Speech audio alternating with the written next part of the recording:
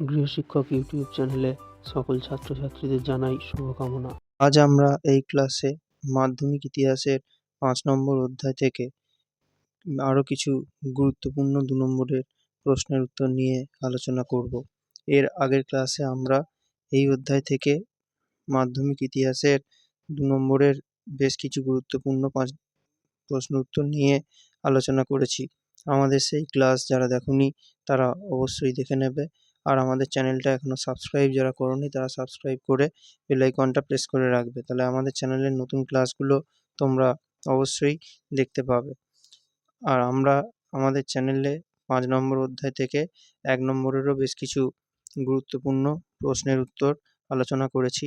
তোমরা আমাদের সেই ক্লাসগুলো অবশ্যই দেখে নেবে। ঠিক আছে? তাহলে এখানে ২ নম্বরের প্রশ্ন আলোচনা করার আগে একটা বিষয় তোমাদের জানতে হবে যে এই যে ২ নম্বরের প্রশ্ন যেগুলো আমরা আলোচনা করব, এই প্রশ্নের উত্তরগুলো ২-৩টে বাক্যে তোমাদের লিখতে হবে। সেজন্য এগুলোকে আমরা শর্ট কোয়েশ্চেনই বলবো। ২-৩টে বাক্য তোমরা যদি বিষয়গুলো একটু বুঝে নিতে পারো, তাহলে পরীক্ষায় তোমরা ২-৩টে বাক্য অবশ্যই লিখে আসতে পারবে। ঠিক আছে?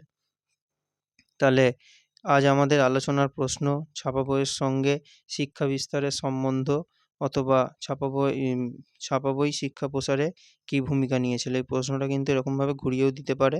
যদি সহজভাবে দেয় তাহলে এর ছাপা বইয়ের সঙ্গে শিক্ষা বিস্তারের কী সম্পর্ক ছিল এটা যদি ঘুরিয়ে দেয় তাহলে ছাপা বই শিক্ষা প্রসারে কীরকম বা এর সাথে এর সম্বন্ধ কী ছিল এরকম। ঠিক আছে? যাই দিক উত্তরটা কিন্তু একই হবে। ঠিক আছে?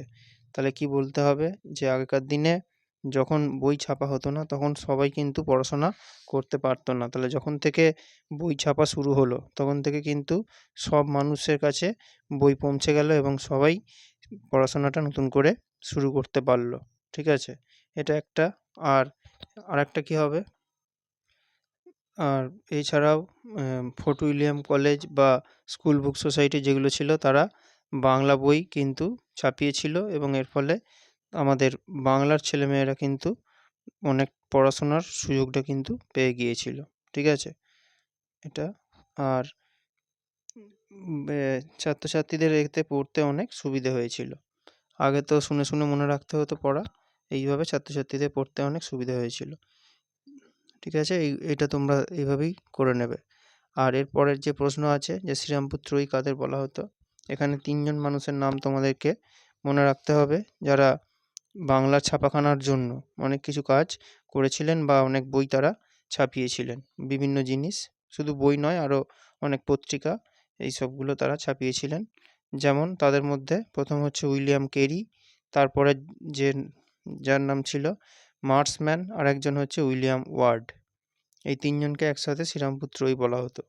এরা কি করেছিলেন? এরা বাংলায় ইংরেজি শিক্ষা বা পাশ্চাত্য শিক্ষা তারা ছড়িয়ে দেওয়ার চেষ্টা করেছিলেন। আর ১৮০০ সালে তারা শ্রীরামপুর মিশন প্রেস তৈরি করেছিলেন।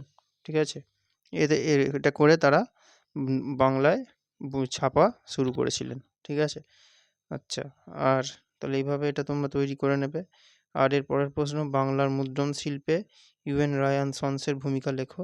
এটাও তোমরা খুব ভালোভাবে তৈরি করবে। তাহলে এখানে ইউএন রায় অ্যান্ড সন্স মানে উপেন্দ্রকিশোর রায়চৌধুরী আর তার ছেলে সুকুমার রায়। এদের দুজনে তারা কি করেছিলেন? তারাও কিন্তু বাংলার ছাপাখানার বাংলায় ছাপাখানা নিয়ে অনেক কাজ তারা করেছিলেন ছাপাখানার জন্য। যেমন তারা তৈরি করেছিলেন হাফটন ব্লক, এইভাবে তারা ছাপতেন, এটা একটা উন্নত পদ্ধতি ছিল। এছাড়া তারা আরও বিভিন্ন যন্ত্র তৈরি করেছিলেন যাতে তারা অন্যরকমভাবে তারা ছাপতেন আর কি। ঠিক আছে? আর এর সাথে তারা কিন্তু রঙিন বইও ছেপেছিলেন। আর সুকুমার রায় উপেন্দ্রকিশোর রায়চৌধুরীর ছেলে, সে লন্ডনে গিয়ে কিছু নতুন কাজ ছাপার ওপর কিছু নতুন কাজ শিখে এসেছিলেন। এসে তিনি নতুনভাবে বাংলায় আবার নতুন করে আমাদের বাংলায় ছাপাখানা তৈরি করেছিলেন। ঠিক আছে? এটা। আর এর পরের প্রশ্ন যেটা আছে সেটা হচ্ছে যে গঙ্গাকিশোর ভট্টাচার্য স্মরণীয় কেন? তাহলে আমাদের ক্লাস কেমন লাগছে সেটা তোমরা কমেন্ট করে অবশ্যই জানাবে। আমাদের ক্লাসগুলো তোমরা বন্ধুদের মধ্যে শেয়ার করবে।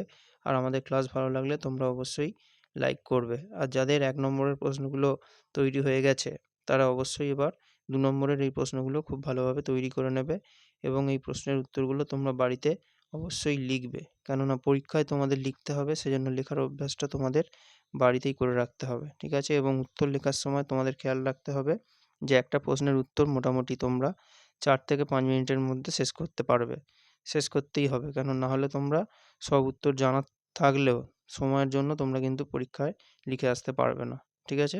সেই জন্য একদম টাইম ধরে তোমরা বাড়িতে লেখা অভ্যাস করবে, ঠিক আছে? তাহলে গঙ্গাকিশোর ভট্টাচার্য কে ছিলেন? এটাও কিন্তু একটা গুরুত্বপূর্ণ প্রশ্ন, এটা খুব ভালোভাবে এটাও তোমরা পড়বে, ঠিক আছে?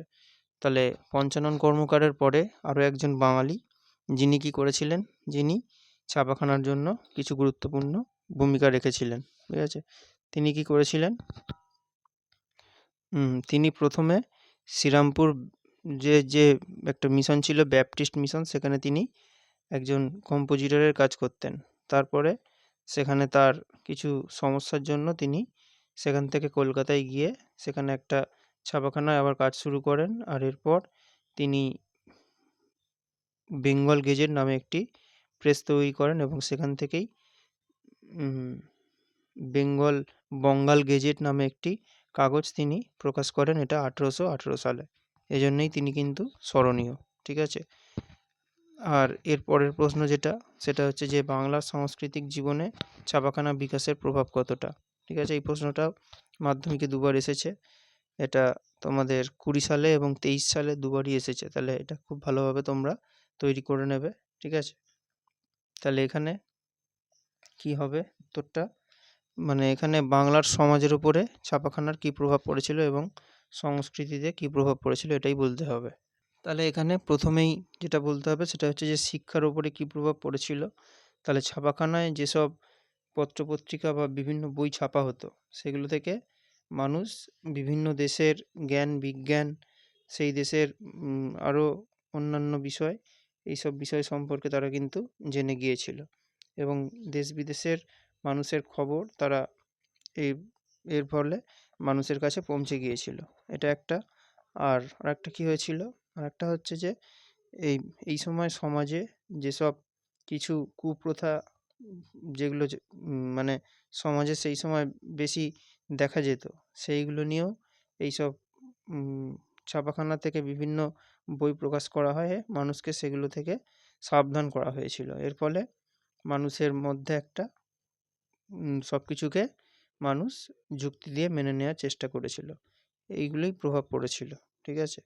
এইভাবেই তোমরা এই উত্তরগুলো তৈরি করবে। আর এর পরের ক্লাসে আমরা তোমাদের এই অধ্যায় থেকে আরও কিছু গুরুত্বপূর্ণ 2 নম্বরের প্রশ্নের উত্তর নিয়ে আলোচনা করব।